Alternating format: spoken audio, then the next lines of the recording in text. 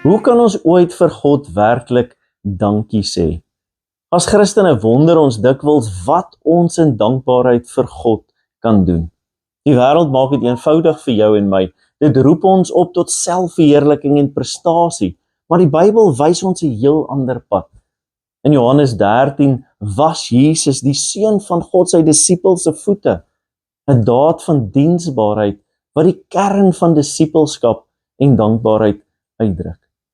Diensbaarheid is nie net 'n plig nie, maar 'n natuurlike uitdrukking van ons dankbaarheid teenoor God vir sy genade en sy redding.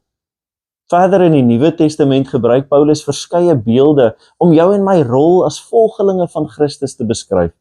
Hy noem ons diensknegte in Romeine 1, rentmeesters in 1 Korintiërs 4, bouers en boere in 1 Korintiërs 3 en dan selfs soldate in 1 Timoteus 6.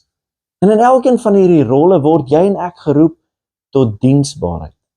Nie omdat dit van ons verwag word om God se guns te wen nie, maar omdat ons in liefde en dankbaarheid wil reageer op die geskenk van sy genade. Soos Jesus deur sy lewe gewys het, is ware grootheid gevind in 'n nederige diensbaarheid. Om mekaar te dien, selfs in die kleinste dinge, is om God self te dien.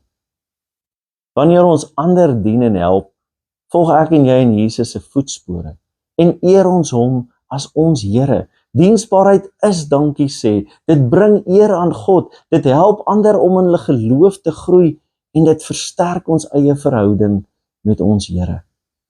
Of dit nou deur bemoedigende woorde is, vergifnis, eenvoudige dade van vriendelikheid, elke daad van diensbaarheid is 'n praktiese manier om ons dankbaarheid teenoor God te wys.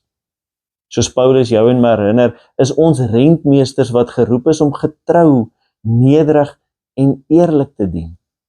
Nie om ons eie belang nie, maar om God se naam groot te maak. Kom ons buig die hoofde. Here, help my om U met opregte dankbaarheid te dien, deur ander lief te hê en te ondersteun, soos U my lief gehad het, my lief het en my elke dag dra. Amen. Dankie dat jy vandag ingeskakel het en ek wil jou aanmoedig, ek wil jou oproep, gaan wees God se spreekbuis en wees sy hande en sy voete daar waar jy leef, werk en speel. Tot volgende keer. Totsiens.